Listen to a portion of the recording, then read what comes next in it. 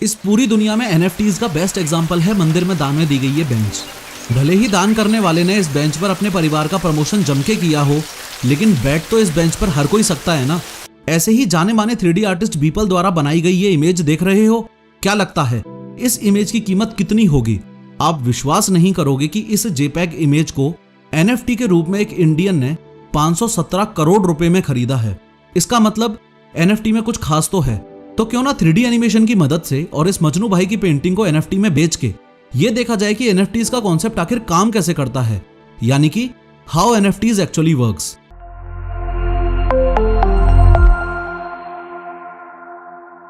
This video is sponsored by master 3D with professor. इस best rated 3D animation training program के बारे में हम इस वीडियो में आगे बात करेंगे। ये देखो, मजनू भाई की पेंटिंग मैं आज सुबह ही उनसे लेके आया। आपके सामने फिलहाल ये पेंटिंग फिजिकल फॉर्म में है और फिजिकल फॉर्म का एनएफटी से कोई लेना देना नहीं है। इसलिए मैं इस पेंटिंग का एक फोटो ले लूंगा और स्मार्टफोन से लैपटॉप में उस इमेज को ट्रांसफर कर लूंगा।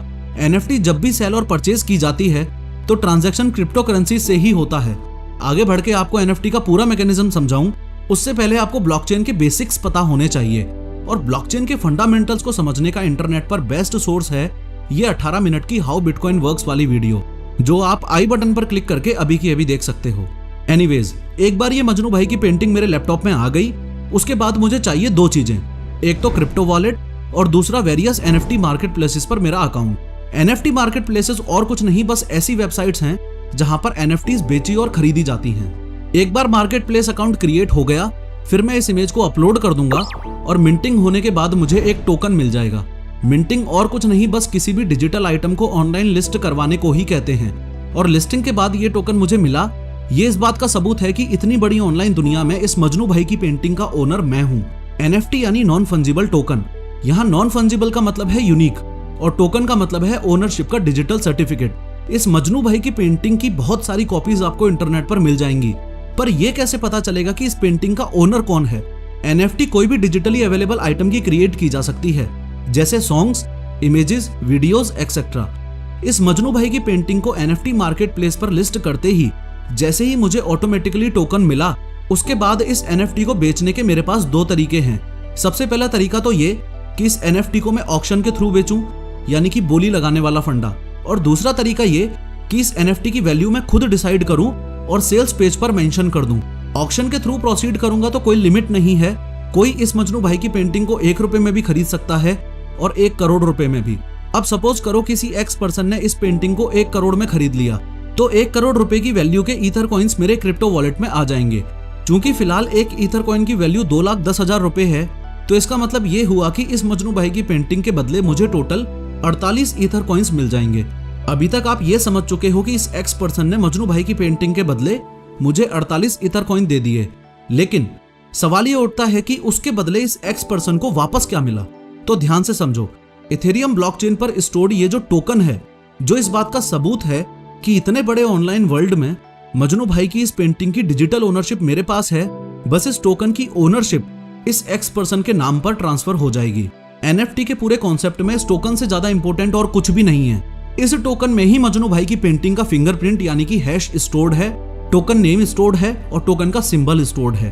और चूंकि ये टोकन ब्लॉकचेन पर स्टोर्ड है, तो इस टोकन को कोई भी चेक कर सकता है, लेकिन इस टोकन में कोई भी बदलाव नहीं कर सकता।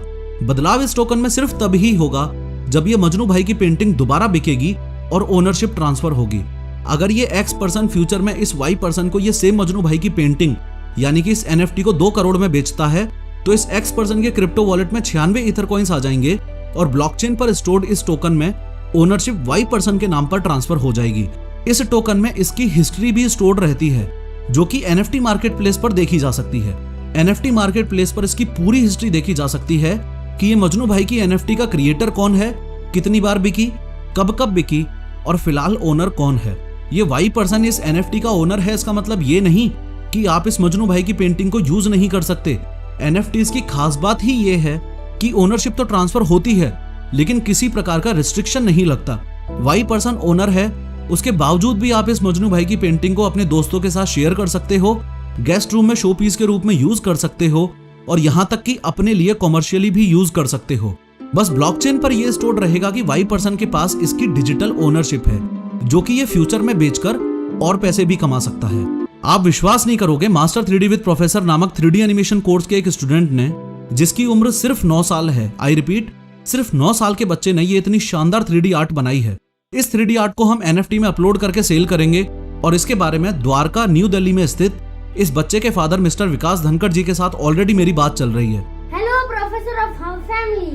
My name is Naitik Dhankar and I am 9 years old and I literally love creating 3D art. Initially, I started learning 3D animations from free tutorials. But as soon as Kishore sir announced that he'll teach his personal techniques via his 3D animation course, I got super excited and took the admission into the same. The step-by-step tutorials helped me. NFTs के जरिए पैसे कमाने का सच में बहुत scope है तो आपको किसने रोका है? अभी के अभी स्क्रीन पे दिखाए गए व्हाट्सएप नंबर पर मैसेज करके मेरे द्वारा तैयार किए गए master 3D with professor 3D animation course में एडमिशन लीजिए, 3D आर्ट्स बनाना सीखिए, NFT में बेचिए और अपनी पहचान बनाइए। थैंक्स फॉर वॉचिंग और एक और न्यू वीडियो के साथ मिलता हूं अगले संडे को दोपहर 1 बजे।